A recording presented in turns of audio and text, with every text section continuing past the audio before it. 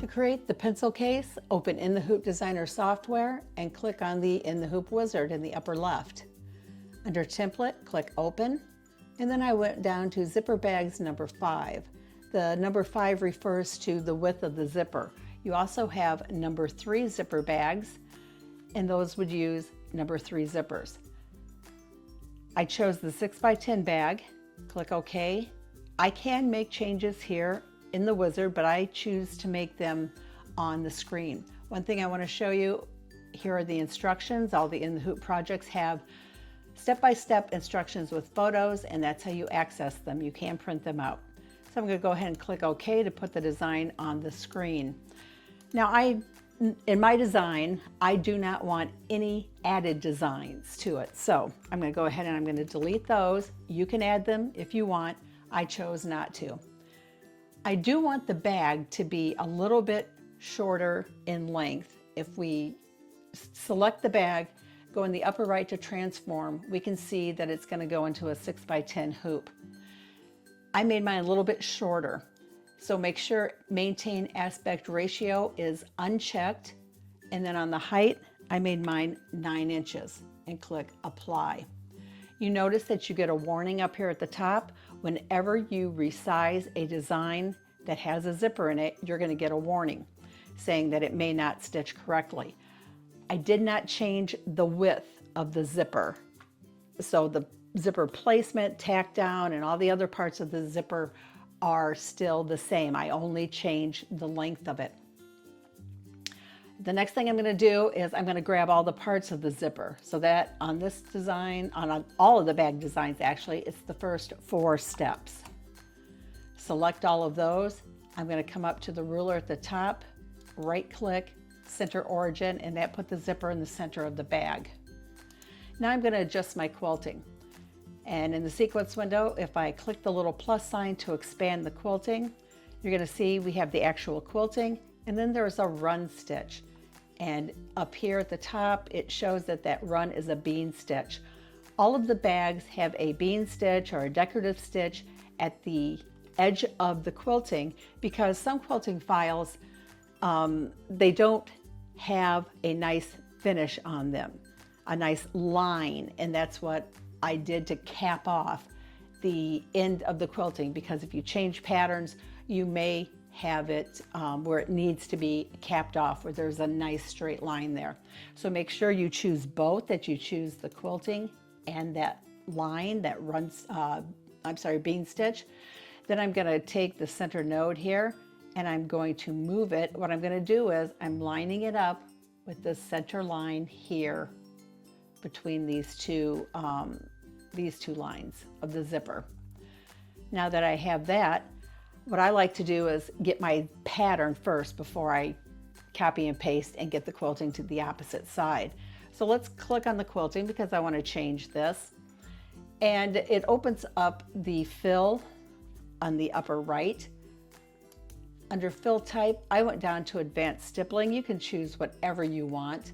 And under pattern, I went to stipple 112, and I changed the pattern length to 39. Now, why did I change it to 39? It's just a number I put in and I liked it. You can play with those numbers to get different looks. Also, this is on an angle here, and I wanted my quilting direction to be straight. So while it's selected, if you go in the upper left and click the shape tool, you're going to notice this yellow line right here. And you can grab either end of it and move it up and down, and you can adjust the direction of the fill. I wanted mine to be basically straight going across. Now you can see when I click the select tool that it changed the direction of that quilting, and I like this.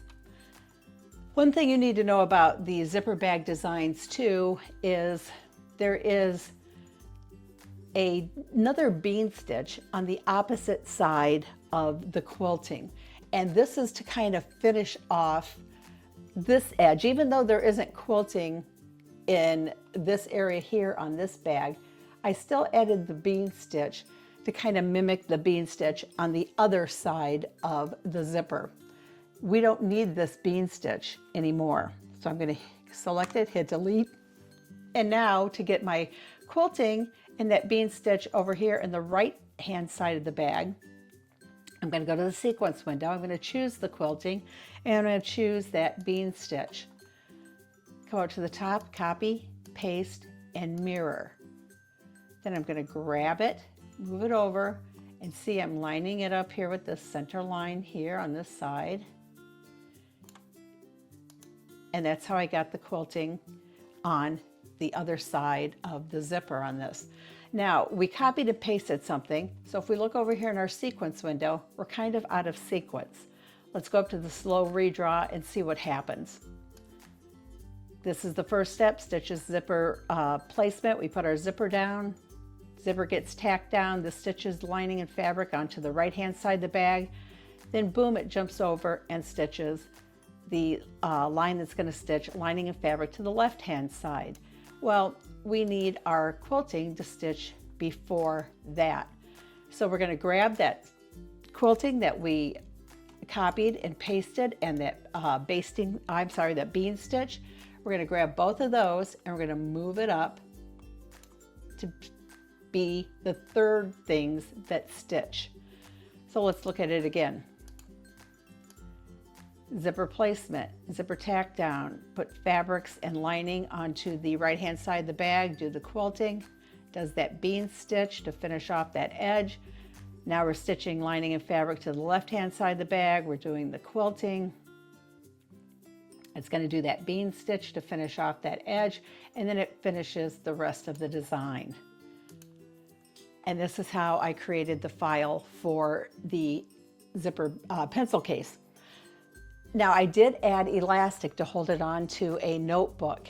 And so after you have stitched up to the part that stitches this line, which is, if you look in the sequence window, it is the second to the last step. So before that starts to stitch, you will have trimmed out the stabilizer from behind the zipper. You will have unzipped your zipper halfway. Then you're taking that elastic and you're going to put a cut end up here. Make sure that it is about a good ½ inch past this zipper stitching here. Tape it down in place.